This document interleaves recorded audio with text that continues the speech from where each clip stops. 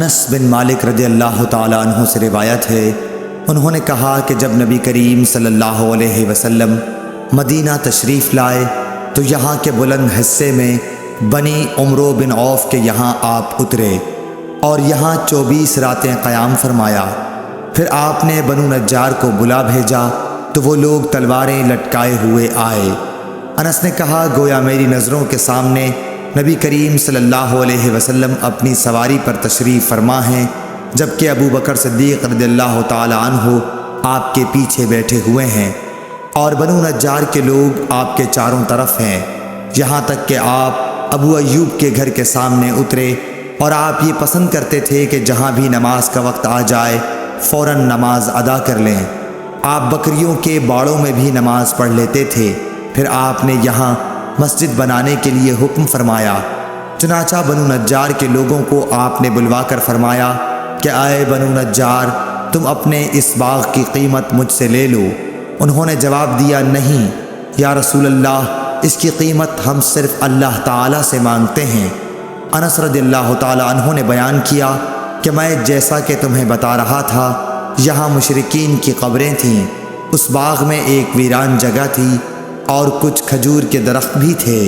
پس نبی کریم صلی اللہ علیہ وسلم نے مشرکین کی قبروں کو اکھڑوا دیا، ویرانے کو صاف اور برابر کر دیا اور درختوں کو کٹوا کر ان کی لکڑیوں کو مسجد کے قبلے کی جانب بچھا دیا اور پتھروں کے ذریعے انہیں مضبوط بنا دیا۔ صحابہ پتھر اٹھاتے ہوئے رجز پڑھتے تھے اور نبی کریم صلی اللہ علیہ وسلم بھی ان کے ساتھ تھے اور یہ کہہ رہے تھے کہ اے اللہ، آخرت کے فائدے کے علاوہ اور کوئی فائدہ نہیں، پس انصار و مہاجرین کی مغفرت فرمانا۔ صحیح بخاری حدیث نمبر 428۔ عروہ بن زبیر نے حضرت عائشہ رضی اللہ تعالی عنہ سے روایت کیا ہے کہ حضرت ام سلمہ رضی اللہ تعالی عنہا نے حضرت صلی اللہ علیہ وسلم سے ایک گرجا کا ذکر کیا جس کو انہوں نے حبش کے ملک میں دیکھا، اس کا نام ماریہ تھا۔ اس میں جو صورتیں دیکھی تھیں وہ بیان کیں۔ اس پر رسول اللہ صلی اللہ علیہ وسلم نے فرمایا کہ یہ ایسے لوگ تھے کہ اگر ان میں کوئی نیک بندہ یا یہ فرمایا کہ نیک آدمی مر جاتا تو اس کی قبر پر مسجد بناتے اور اس میں یہ بت رکھتے۔ یہ لوگ اللہ کے نزدیک ساری مخلوق سے بدتر ہیں۔ صحیح بخاری حدیث نمبر 434۔ جابر بن عبداللہ رضی اللہ تعالی عنہ سے روایت ہے کہ رسول اللہ صلی اللہ علیہ وسلم نے فرمایا، مجھے ایسی 5 چیزیں عطا کی گئی ہیں جو مجھ سے پہلے انبیاء کو نہیں دی گئی تھیں۔ نمبر 1، ایک مہینے کی راہ سے میرا روب ڈال کر میری مدد کی گئی۔ نمبر 2، میرے لیے تمام زمین میں نماز پڑھنے اور پاکی حاصل کرنے کی اجازت ہے، اس لیے میری امت کے جس آدمی کی نماز کا وقت جہاں بھی آ جائے اسے وہی نماز پڑھ لینی چاہیے۔ نمبر 3، میرے لیے مال غنیمت حلال کیا گیا۔ نمبر 4، پہلے انبیاء خاص اپنی قوموں کی ہدایت کے لیے بھیجے جاتے تھے، لیکن مجھے دنیا کے تمام انسانوں کی ہدایت کے لیے بھیجا گیا ہے۔ نمبر 5، مجھے شفاعت عطا کی گئی ہے۔ صحیح بخاری حدیث نمبر 438۔ حضرت عائشہ صدیقہ رضی اللہ تعالی عنہا سے روایت ہے کہ عرب کے کسی قبیلے کی ایک کالی لونڈی تھی، انہوں نے اسے آزاد کر دیا تھا اور وہ انہی کے ساتھ رہتی تھی۔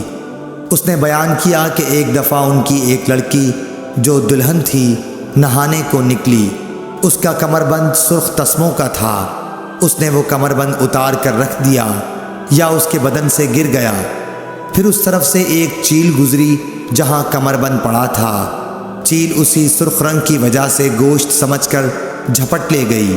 بعد میں قبیلے والوں نے اسے بہت تلاش کیا لیکن کہیں نہ ملا۔ ان لوگوں نے اس کی تہمت مجھ پر لگا دی اور میری تلاشی لینی شروع کر دی، یہاں تک کہ انہوں نے اس کی شرمگاہ تک کی تلاشی لی۔ اس نے بیان کیا کہ اللہ کی قسم، میں ان کے ساتھ اسی حالت میں کھڑی تھی کہ وہی چیل آئی اور اس نے ان کا وہ کمر بند گرا دیا۔ وہ ان کے سامنے ہی گرا۔ میں نے اسے دیکھ کر کہا، یہی تو تھا جس کی تم مجھ پر تہمت لگاتے تھے۔ تم لوگوں نے مجھ پر اس کا الزام لگایا تھا، حالانکہ میں اس سے پاک تھی۔ یہی تو ہے وہ کمر بند۔ اس لونڈی نے کہا کہ اس کے بعد میں رسول اللہ صلی اللہ علیہ وسلم کی خدمت میں حاضر ہوئی اور اسلام لائی۔ حضرت عائشہ رضی اللہ تعالی عنہا نے بیان کیا کہ اس کے لیے مسجد نبوی میں ایک بڑا خیمہ لگا دیا گیا، یا یہ کہا کہ چھوٹا سا خیمہ لگا دیا گیا۔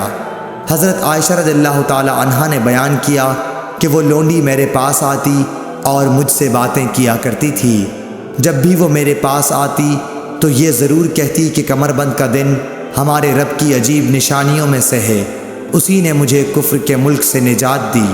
حضرت عائشہ رضی اللہ تعالی عنہا بیان فرماتی ہیں کہ میں نے اس سے کہا آخر بات کیا ہے؟ جب بھی تم میرے پاس بیٹھتی ہو تو یہ بات ضرور کہتی ہو۔ آپ نے بیان کیا کہ پھر اس نے مجھے یہ قصہ سنایا۔ صحیح بخاری حدیث نمبر 439۔